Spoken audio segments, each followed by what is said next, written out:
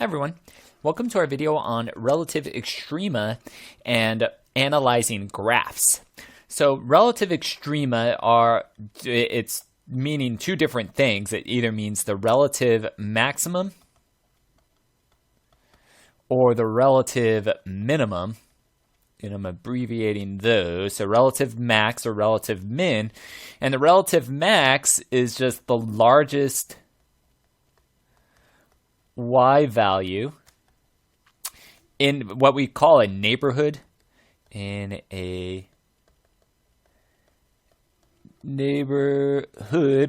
squeezed in there. And then the relative min, what would be the smallest y value?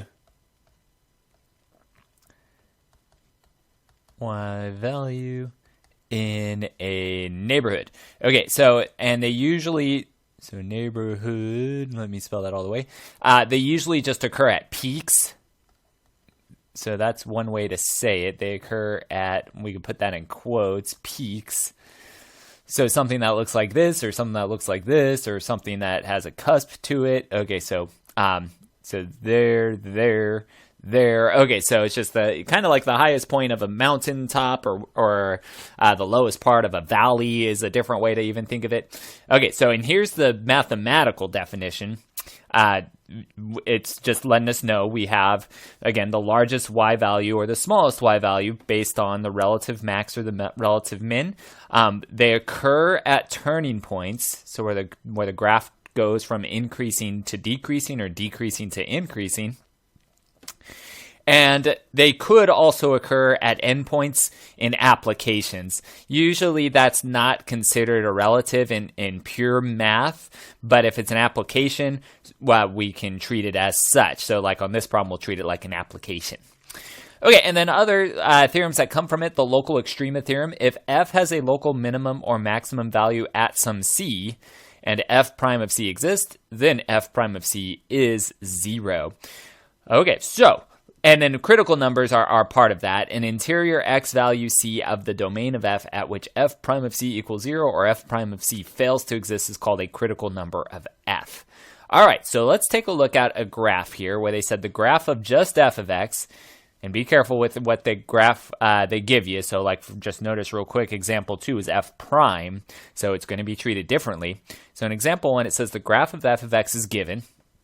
And there it is. And we need to find the following these two. So the critical numbers of f of x. Well, the way I'm going to look at this, let's first do number 2. So the relative extrema and where they occur. All right, so the relative max. Okay, so it looks like I see this one right here. So when we say neighborhood, it's like, so this little circle that I'm drawing is like the neighborhood that this point is in. So it's a small little region of the graph. So I'm not looking at the entire graph. I'm just looking at a small little peak here. And then, well, we could see that the biggest point has y value of 39. So the relative max is 39 at x equals -2. So the relative max itself is 39.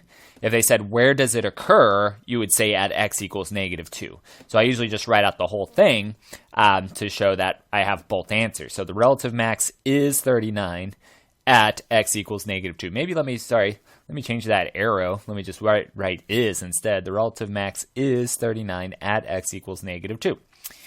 Okay, and then if we're counting endpoints, this right here is also a relative max because it's the largest point in this little region here.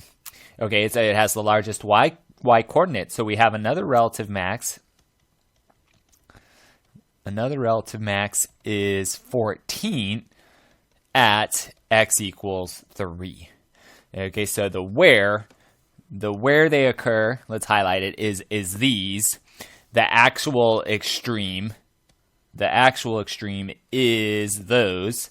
Okay, so the relative max, so if they just said, what is the relative max, you would just say 39, and you would say 14.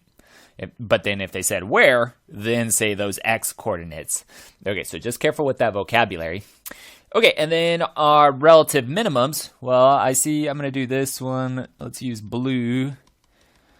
So I'm just kind of circling again with my little neighborhood, and in this little neighborhood we see, well, that's the smallest point around with the y-coordinate of 7. So in this little region, the smallest y-coordinate is 7, so that means that's a relative minimum.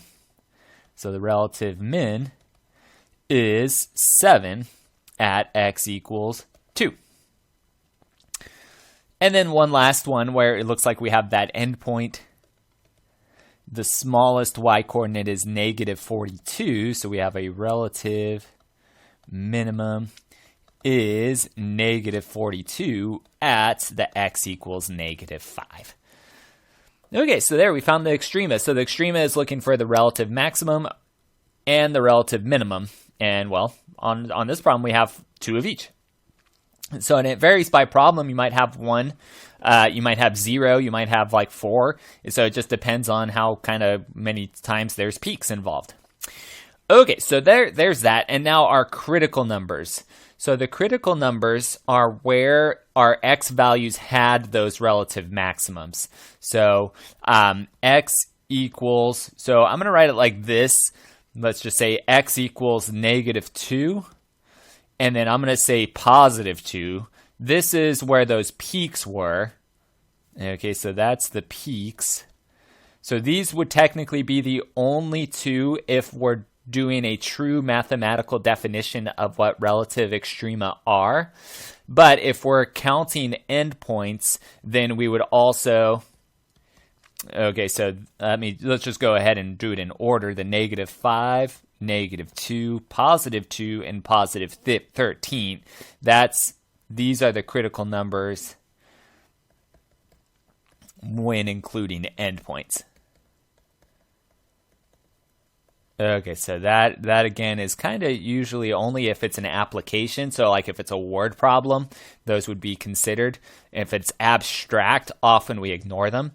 But just to get them both, there we go. So, and I wrote peaks for the first one, but this is, so I guess we could leave it, but the peaks is where the true critical numbers are usually just defined as. Okay, so a little confusing with the endpoints. Most of the time, we don't have to worry about endpoints. Okay, so this problem was a unique scenario. Pretty much all the graphs we're concerned with go left and right forever. All right, so now let's take a look at this graph that has the derivative. So this graph has the derivative. Find the graph. So given the graph of f prime of x, find the following. The critical numbers of f of x. Well, the critical numbers are where the derivative is equal to 0. Okay, so we're going to use that information. So all we have to do is find x values where f prime of x equals 0. Or since they gave us the f prime of x graph, it's really just look at the x-intercepts. So it's the x-intercepts of f prime of x. And so let's go ahead. I'm just going to put a dot there, there, there, and there. And it looks like it's on a scale of 1. So 1, 2, so that looks like it's negative 3. That looks like it's negative 2. We have 1 at 0, and we have 1 at, so 1, 2, 3, 4. And then it's asking where does f of x, so that's kind of written poorly, where does f of x, or where f of x has a relative maximum. Okay, so it's not that bad. Okay, so where f of x has a relative max. Okay, so what they're trying to do is try to get you to say this value right here, but this is not f, this is the derivative of f. So be careful of that. So what we'll do instead, we'll kind of take our properties from increasing and decreasing, and I'm going to plot all my critical numbers. Okay, so now I'm treating it, so this is just like the increasing, decreasing type problems that we've seen in different videos. And I'm going to plot my critical numbers, so negative 3, negative 2, 0, and 4. Oh, I wrote 4 on it, sorry. That's supposed to be a little mark, there we go, and then 4. Okay, and then we would label the left as f prime, and then we would label the f right above it.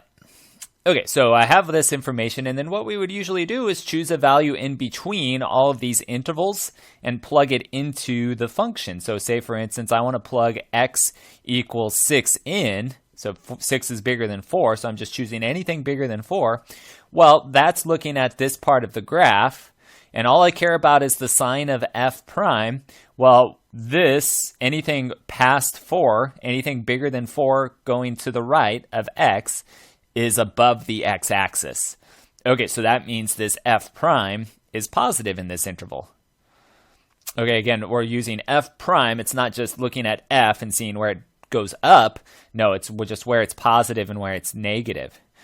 Okay, so f prime is above the x-axis in that interval. And then, so I don't think I need to really write all of these different ones in there. You could, though. So I would want to choose x equals 1. Okay, x equals 1. I can see that's negative. It's down here. And so I can see everything is below the x-axis in this interval. So I'm going to put a negative. And then between -2 and 0, like if I choose x equals -1, well, I can see that point is a positive value. So that means my derivative is positive there. And then we have in between -3 and -2, if we chose -2.5, well, we can see that that dot would be below the x-axis. So that means that's also negative.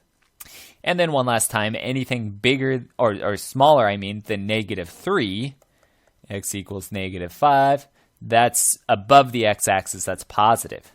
And then now we have what's going to happen with f. So f would increase on the first interval, then decrease, then increase, then decrease, then increase. So it's got lots going on it. All right, and then this information tells us what's going to happen. So we know that relative extrema occur at turning points. So this is where f turns then at -3. It's going up, and then it's changing directions to go down. So that means we have some type of peak like this at -3. So that means we should have a local, and I used local too, so relative maximum and relative minimum are also called local maximum and local minimum.